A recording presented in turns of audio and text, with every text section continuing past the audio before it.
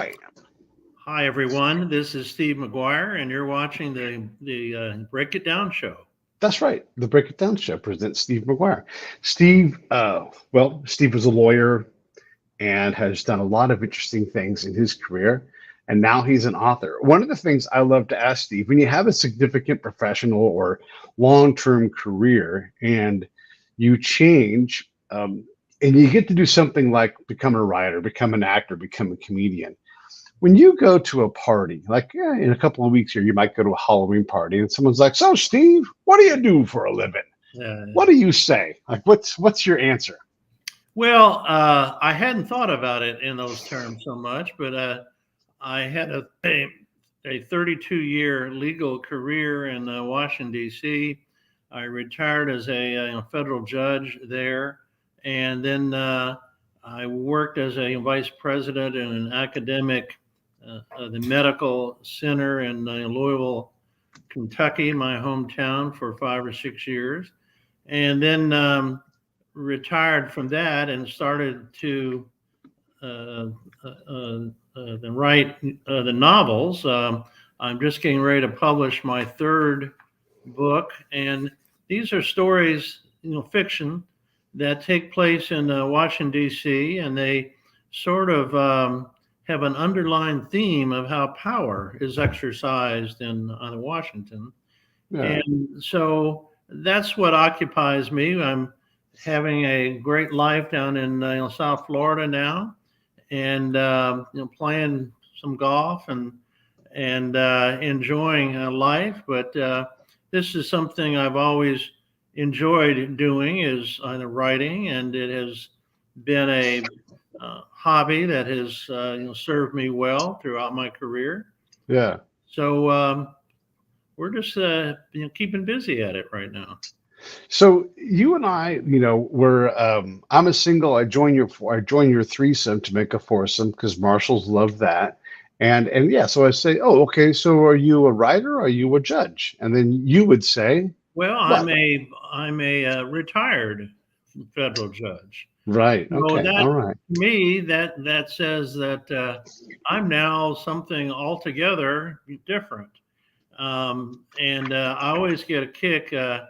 It's happened to me several times. We'll be on the golf course and we'll be on the tee, and perhaps the prior hole I just won, and someone will say, "It's your honor, your honor," and so that always causes them to chuckle. But I've heard that often enough that that's kind of funny. But it's not that big of a deal, and I don't wear it on my sleeve, and I don't bring it up unless the circumstances calls for it, like I'm asked, what did you do? And I'm 71 years old, so not many people that age are still actively involved in their Right. career.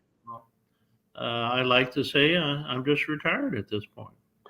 Just retired is a good answer, right? I dabble Right. with some writing. Yeah. Yeah. Yeah. Okay. Fair enough.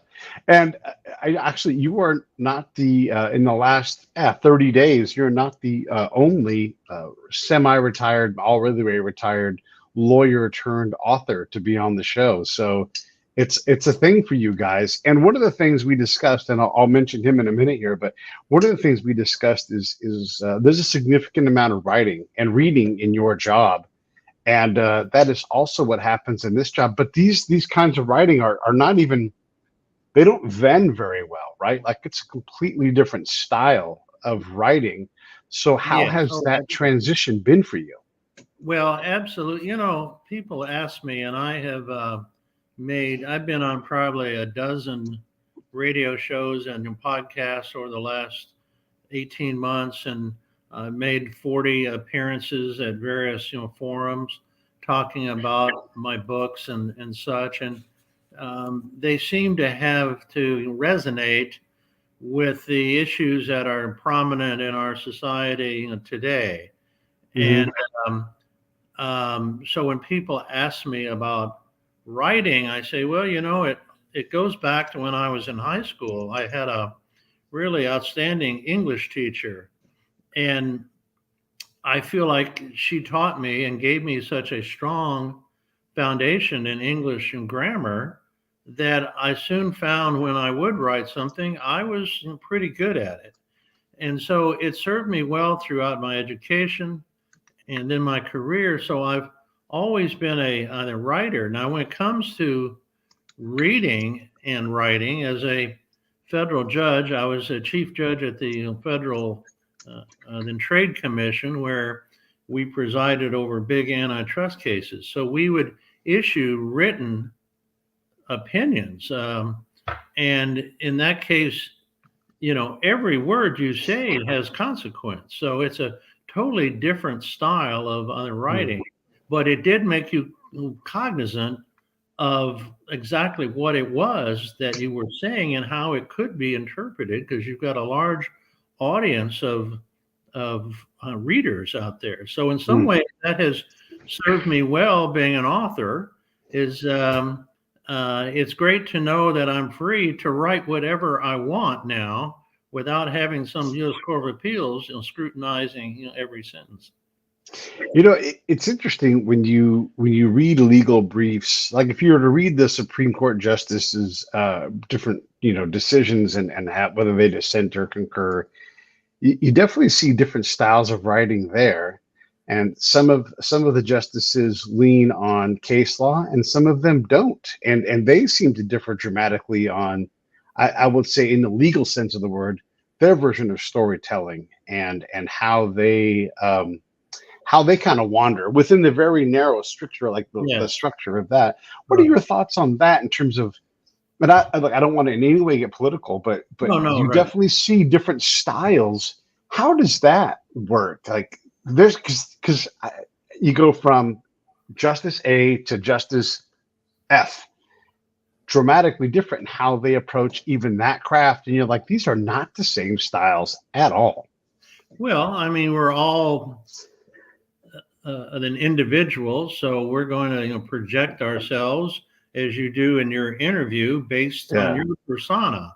So that's the same thing in every field. I will say, however, that as you get higher up the appellate food chain, so to speak, that the only issues pretty much before you now are legal issues. At the trial level, a lot of the case is about establishing the facts. What happened here that these two parties are having this conflict. But as you get up the appellate level, it becomes a question of law, and whether the judge in the trial court or the first appellate forum accurately applied the law. So the discussion is pretty much a legal one exclusively. So in that context, I don't think there's a whole lot of room to inject one's own individual flamboyance, so to speak. And whereas I think more in the trial courts, a judge could be free perhaps to inject some personality, as you may say, into his or her decision. So that's what I'm saying. When you get up to a high enough level, virtually every sentence you write is under great scrutiny. So I don't want to be isolated with the notion that someone thinks that I'm writing with a style that's not something relevant to the issue on appeal. And so I always played it straight down the line and tried to give as fair and as objective of a rendition of my view of the law as I could. Now, we opened up this thing, you talked about power and how, that's one of the things you write about. And we look, and if you're at the Supreme Court level and you're looking at any kind of a case, could be criminal, could be something else. If you're writing a dissent, it seems like you might have a little bit of a soapbox you can stand on. This court is designed to do this court can do that, and you can do some of that, right? Because you already lost. Yeah, I think you're right about that, because at that point, if you're writing a dissent, you've got much more freedom to protest what the majority of the court has ruled. Yeah. So I think that's a good point. I hadn't quite thought about that, but I think that's right. You've got a little more freedom to inject a little Yeah. individual, perspective than perhaps you would if you were writing the majority opinion. It's always an interesting time with the Supreme Court, right? You look at all of the things that happen, and right now it's contested because the nature of the court has changed. But does that matter at the sub-court levels? Like, does anybody who's sitting and doing work at a court that's going to maybe send work up the hill up towards those guys, does anybody even care about that, or is your job as a judge relatively similar? And then we're going to slide this over to the fiction side. And so, like, as you write a fiction story, does that give you a vehicle to say, oh, there's something here we can play with? Well, only a very small percentage of all federal cases end up in the Supreme Court, maybe That's right. 5%. So typically, the Court of Appeals will be the final word on an issue. And given that there are several different Court of Appeals, their precedent is basically applicable to their circuit. Yeah. So there you may have a disagreement among circuit courts as to what the state of the law is in any particular issue. So when the Supreme Court has ruled on a question, then that becomes binding in quite a few different ways. Though there are always factual circumstances that someone can argue distinguish the case at bar with the precedent that has been set. So it's a constant tugging and pulling of the legal standard and the interpretations that go with it. Yeah. But by and large, as the cases are heard in the lower courts, there's a little more flexibility there. Yeah. Yeah. When you go to pick a subject, and how sexy are cases from your professional career? Is that stuff just too procedural, or do you look left and right at the other courts and go, that's what I want to write about? Well, to answer your question, it's not that sexy. I mean, I spent a great deal, and certainly my last years on the bench issuing antitrust decisions. And antitrust cases, enforcement actions, don't just involve the company that's being tried for anti-competitive business practices, but impledes an entire industry. So everyone has an interest in the outcome of that case. Right. And this is basically goes into market power. The primary issue in an antitrust case is market power. So, to the casual reader or observer, I don't think that's that sexy, as you say. Right. But it could be of great interest to someone who does business with that industry. Right. So I think a lot of these cases are more than provincial than you might think. Yeah. Don't have great appeal to the everyday citizen, but have great interest in the corporate domain. Yeah. What court fascinates you that you're not as familiar with? I mean, look, there's so many kinds of law. Like, there's entertainment law, which is wildly different than, say, wills and trust, which is wildly different than, say, space law. And I mean law about, like, international outer space law, right? These are dramatically different things, and you're a lawyer. You can write about any of them. What interests you? Well, to be honest, most of my writings aren't about court cases. They're about my experience in Washington at a very high level of government. And as I said earlier in the introduction, their underlying theme is how power is exercised in Washington. So what I focus on is not any cases I'm familiar with. They tend to be fairly dry to the average consumer, but what I think most readers of fiction enjoy is a good thriller, Hmm. political thriller, especially where the storyline evokes a corrupt politician or someone like that they can really sink their teeth into. Yeah. Well, Yeah. I don't write about legal cases per se. I write about Gotcha. how politics operate.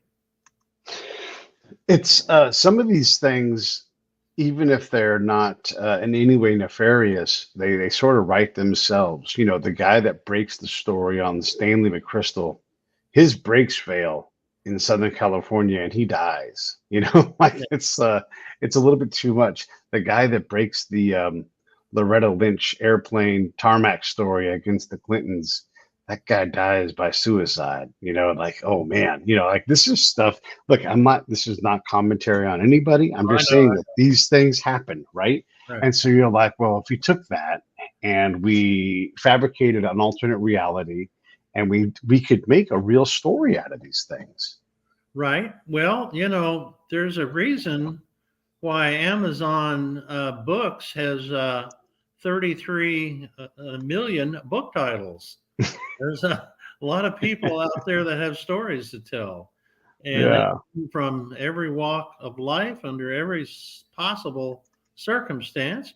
Some of them are historically based, even if they're fiction, historical and fiction. But this is a complicated world that we all survive in. So people have a lot of perspectives that they want to talk about. So Yeah. my particular genre, as I said, is I've always been fascinated in my time in Washington is to see how power really works. And in my books, I take the readers behind closed doors and I Right. show them how it really works. And it's not always a pretty picture. If you've ever watched the show House of Cards Sure. with Kevin Spacey, Yeah. that presents Washington in a pretty jaded light. And that's pretty much how I present it, because I think it's far more accurate to the truth of how power is exercised than what the politicians would have you believe. I just through life, I have met and he's become my friend is a guy named Roger Clinton, you know, who Yeah, a lot of folks know. And he's such a sweet soul. And we were talking, I was on his couch in August. I'm just sitting on his couch. We were talking and how anyone can fabricate a woman at a party. And it doesn't matter if that woman was ever at your party. And if you're Roger Clinton, of course you had a party. And he's like, that woman has showed up. I mean, she exists. yeah, Yeah, they made her, she and her best friend had an argument at my house. And all of a sudden it became a problem for me. And I'm yeah, supposed to remember something from 20 years ago. Everybody knows I had a drug problem. yeah, And so like, and these things happen. And it's like, he's like, you can't, because we were joking, like if I was to become president, he's like, oh, Pete, you could never become president. And I'm like, I'm not that bad of a. He's like, it doesn't matter how bad of a guy you are. You have no idea, like what can be made up and thrown at you. Anything you've ever done, even if you haven't done it. He was like, you have no idea. And I'm like, I wasn't being serious about this. And he's like, good. Don't ever do it, you know, because it's like, it's just there's a lot that can be thrown at you. Well, I think just to take issue with, I think anyone can become president, and Mhm. obviously not many people have lived pristine lives free Okay. of any controversy, and depending on how good um, the people are behind you, some of that can be, suppressed, and some can be, exalted. So Right. most of the time, these political campaigns aren't so much about the real person running for office. It's Mm. about the imagery that the campaign is trying to project. And but isn't that true in all of our mainstream media? They're trying to project a statement as to what they want the public to believe.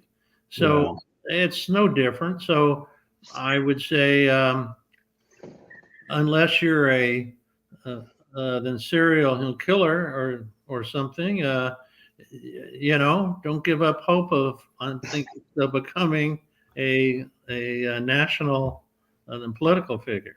Yeah. All right. Yeah. Right. Yeah. You should all and definitely start local because you can have the most impact there, right? And there's the least amount of threat from those kind of things. Exactly right.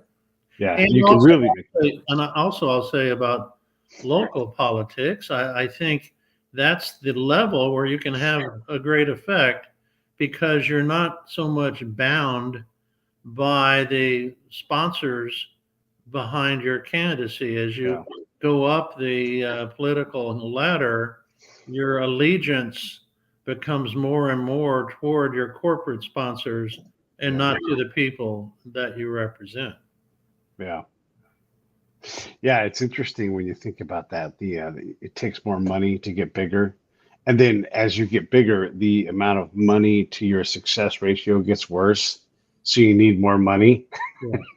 It's just like, I've always said that you've heard the phrase, the art of politics. Yeah. The way I define the art of politics, it's especially at the federal level, it's about politicians going to their home districts and convincing their constituents that they're working on their behalf, when in reality they're working on behalf of their corporate sponsors.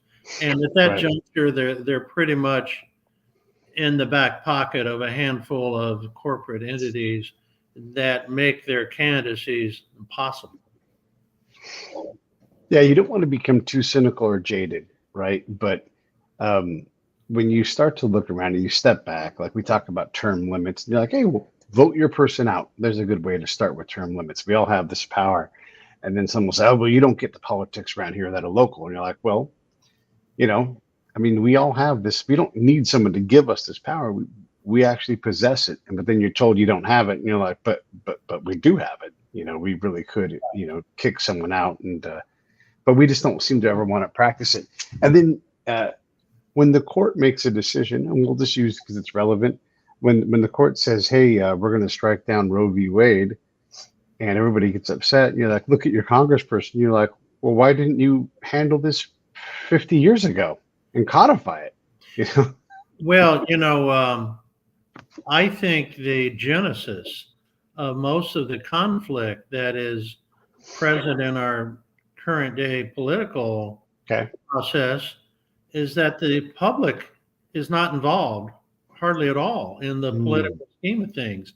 The Annenberg Public Policy Institute did a survey recently that said only 1 American in 4 can even name the 3 branches of government.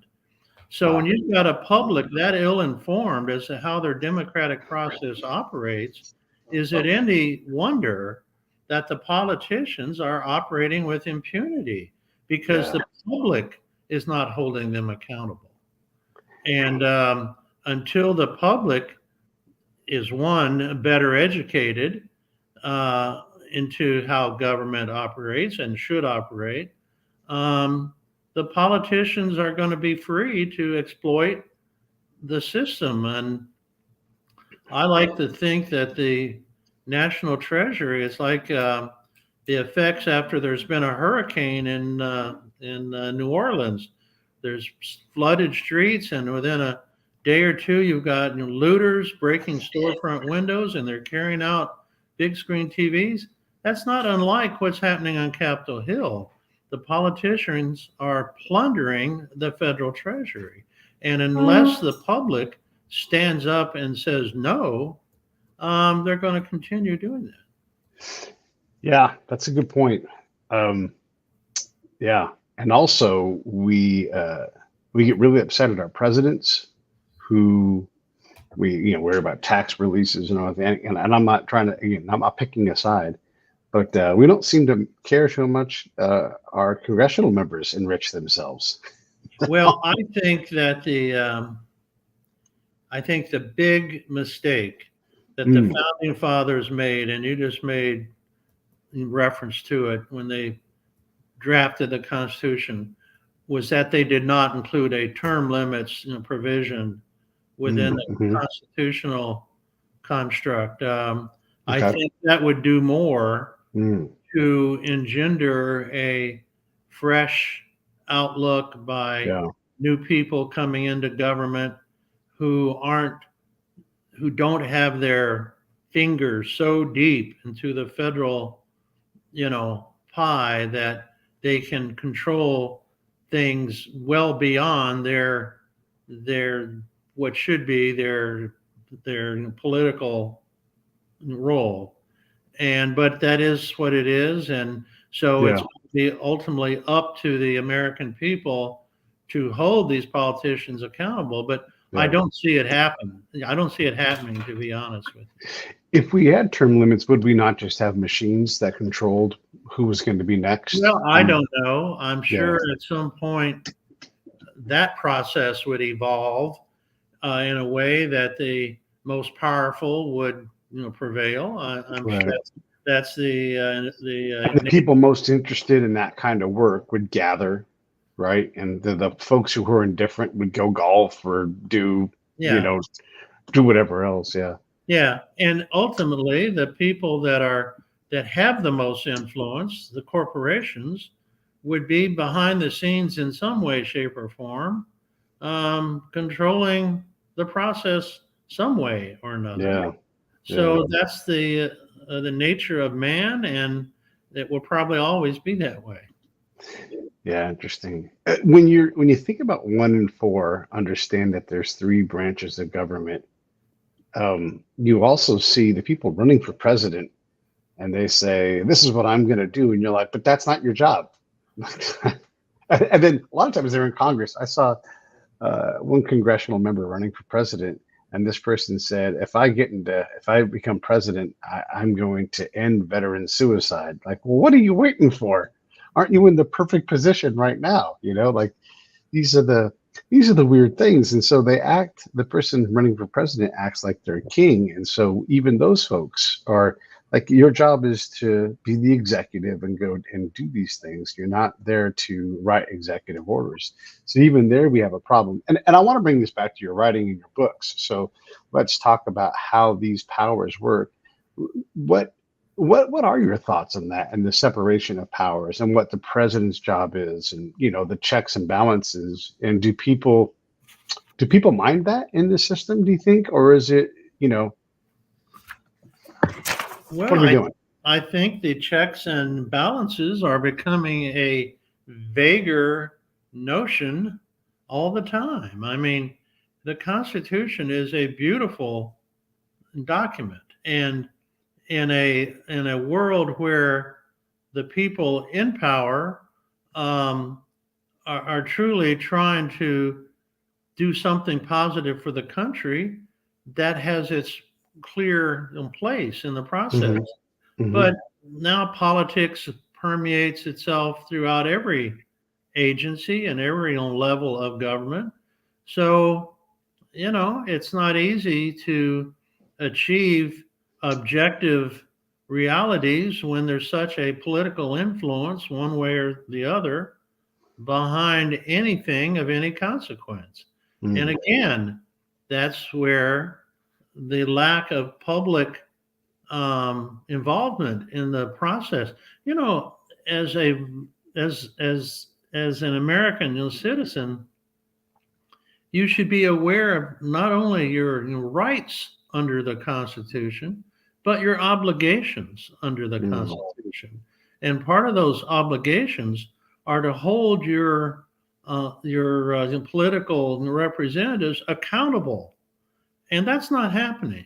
So I think we're getting further and further away from the basic notion of what we said, decades ago was good government. You don't even hear that term uttered much anymore. So So when you write your stories and they're, I mean, do you feel like they're always thrillers, or what's your preferred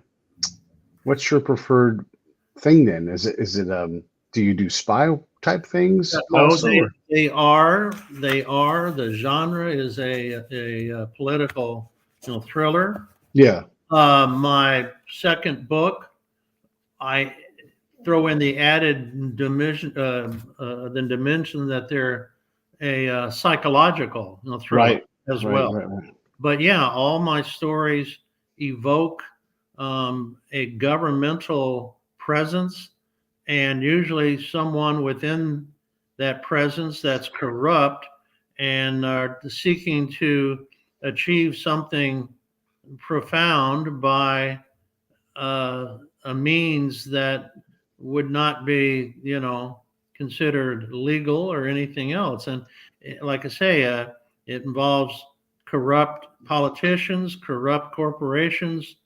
It sort of casts a wide net, but it all comes back to, like I say, how power is exercised in Washington. Even though Mm, my storylines may have various venues in other parts of the country or even the world, it still comes back to Washington, which is, having been there, as I say, for 32 years, is the source of my knowledge and introspection as to how power operates. right, right, right, right, right. How frequently do you crank out a book? You're on book number 3 now, so do we expect them like once a year, or Yeah, what's your that's pace? about right. It takes me, what the hardest part, for Hmm, me as a writer, I like to come up with unique storylines. I know James Patterson, who's a really good writer, and he's had obviously a great, career. He's written 26, 28 novels. But to me, if you've read two or three of them, you've read most of them, right. because they tend to be rather formalistic, and that's fine. If it works, that's fine. But I like to make my storylines unique. And the Hmm, hardest part for me is to come up with an interesting story. My yeah, second book, called Fractured Power, has a right, storyline that has, as far as I know, has never been done before. right, right, right. That's what gets me going. And so the hardest part is to come up with a unique tale, as you might say, Yeah. and then create the characters that are going to open up the story and make it something of interest. You know, the writing part, the storyline part, the lawyer part, all these things are all impossible. But then you have the thing, and you mentioned earlier, 33 million titles, right? And I'm Yeah. looking right now at Fractured Power on Amazon. How in the world? Let me back up. I'm doing a series of tweets on X, on Twitter, and because Elon Musk maintains that X is the best place for creators, and I'm like, is it? Let's find out. Like, here are things that matter to creators who are trying to, make a splash on X. And maybe it is the right place, but answer this. Like, if I was to type in Stephen McGuire, Pete A. Turner into a search on Twitter, would this show come up? No? Oh, there might be a problem. So you have all these things. So how hard is it to become discoverable? Like, do you Oh, feel like as a new author that you struggle with this? Like, that's a great question. And when I yeah, make my presentations, I always tell the audience, especially first time authors, have what I call a fantasy of being published. And what that fantasy is that first time authors take great pride in their book. yeah, They think if they only get it published, it's going to become a New York Times bestseller. It's going to be made into a film, and they're going to make a lot of money and retire in Southwest Florida or in California and live happily ever after. But in reality, nothing could be further from the truth. Um, One of the big publishing firms recently did a survey, and they said 70% of all published works don't even turn a profit. and those are published works. And so I tell people that are interested in writing, just do it because you want to write. And that's why I do it. I'm not in it thinking I'm going to make, a lot of money per se, Right. although I do think my books would make great movies. But if you get in it with the notion that you're going to make, a lot of money and retire, that's probably not going to occur. And like you say, when you've got at least Amazon, which is self-publishing, is becoming the way to go now for a whole lot of people. Right. How do you distinguish yourself from 33 million other books? And it comes down to the marketing. So we get on these great shows, like yours, and we're broadcast all over the country. And so those little things help. But even then, I don't worry about it. I write for the enjoyment of it. So, but to answer your earlier question, I usually, by the time I think of an idea, get my characters, and then write the book, then it might take another 2 or 3 months to go through the edits. That's what we're doing right now on my third book, called Secret Deceit. We're in the final throes of our editing, and I hope to have it published here within the next month. So it's a process, but I would say subconsciously, at least, I try to get out a novel a year. And you need some kind of a goal like that, and you need to understand that. Let's say you spend, and we're just going to make up numbers. I'm not putting these numbers on Steve, but let's say you're going to take a year, and that's going to be, I don't know, 1,500 hours of seat time and thinking time, and so that's really the better part of a work year, right? And you're going to spend $5,000 on PR and publishing and everything else, right? And maybe it's 10. It could be less, but will you get that back? Who knows, right? And then you got to buy some ads, and all of a sudden you've spent $10,000, and you're like, "Where's the return?" It's hard to get. In most cases, you're not going to get that back, and that's just a cruel fact of life for most authors. And that's why there's been a whole industry that has sprung up around self-publishing. You can go on Amazon Books, where I'm published, and they'll create a cover for you. They'll give you an ISBN number. And I'm not trying to promote Amazon, but there's a reason why so many people are on there, and they make it far easier to get your book out there in print.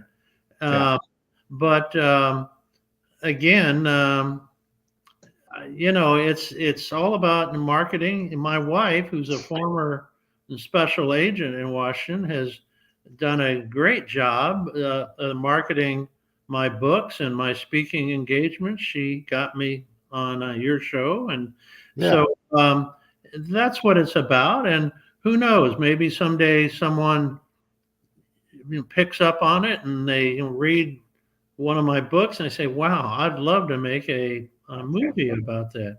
And so here you are in California, so use your influence. Yeah, that's right. I'm going to use my influence, and even that costs money, right? Like, how do I get a meeting with the guy, Pete, that makes movies? So as I was trying to say earlier, this whole industry that's sprung around self-publishing, it's about people who will edit your book for $300 because they realize once you spend a couple thousand bucks, you're probably not going to get that back.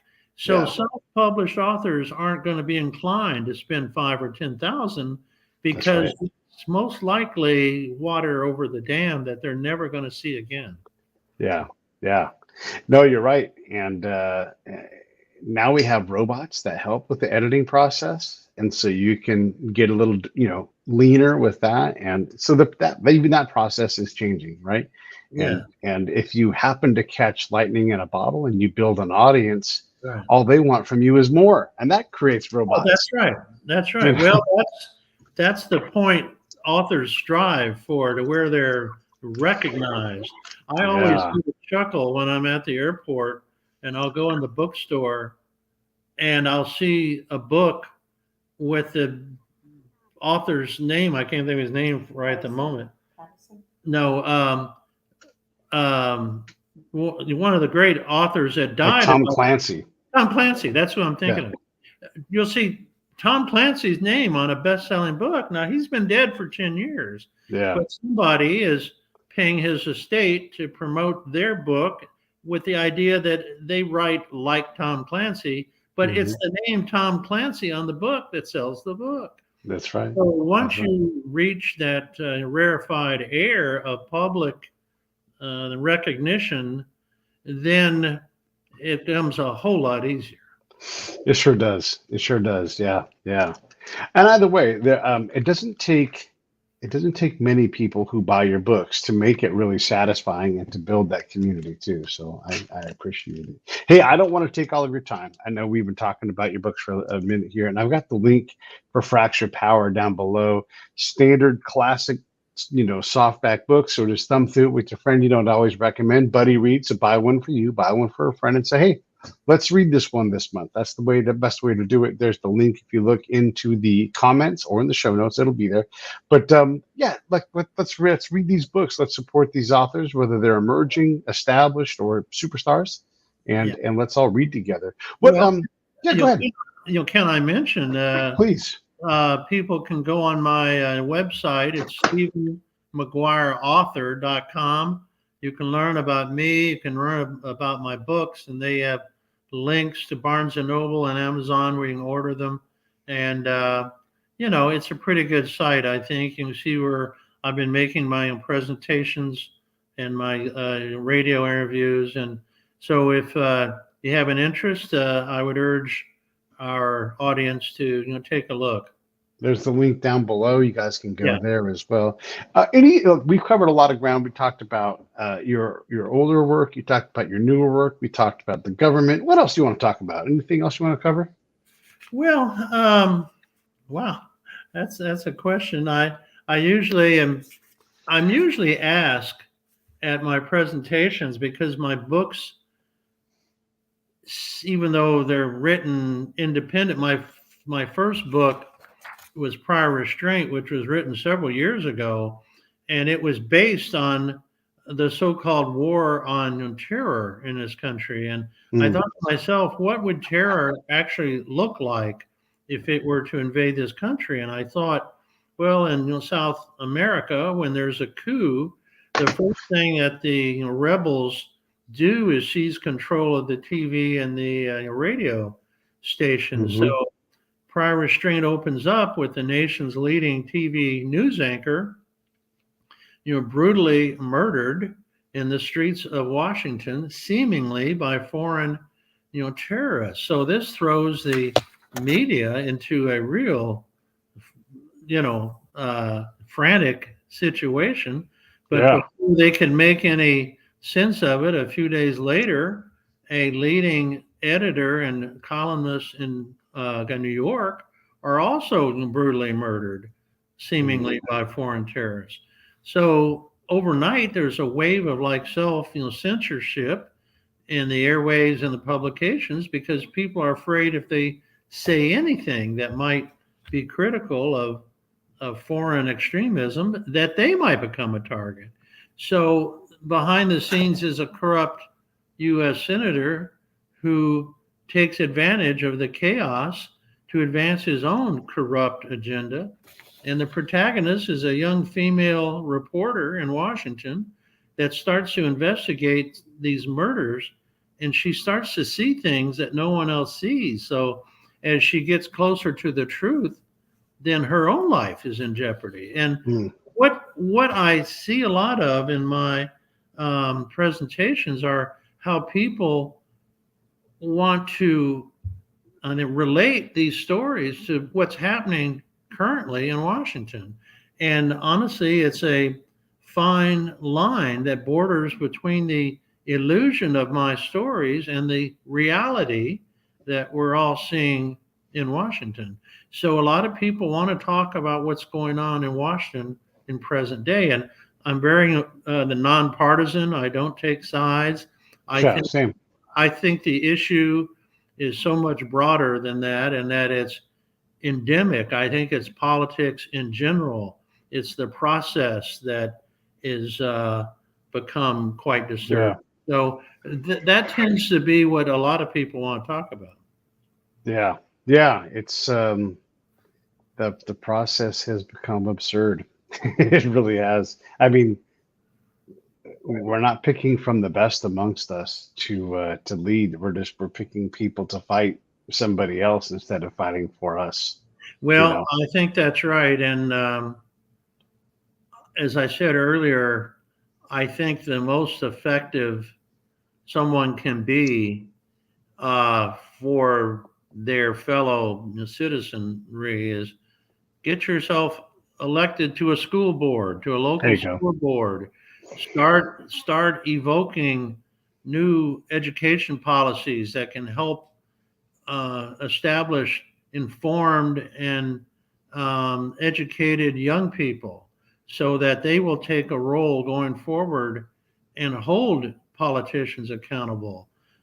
Because once you go up the ladder, you're not. I always get a chuckle when I hear a first-time candidate for Congress give a speech at a rally and say something like, well, when I go to Congress, I'm going to tell the speaker that the people of South Florida aren't going to put up with so and so and so and so.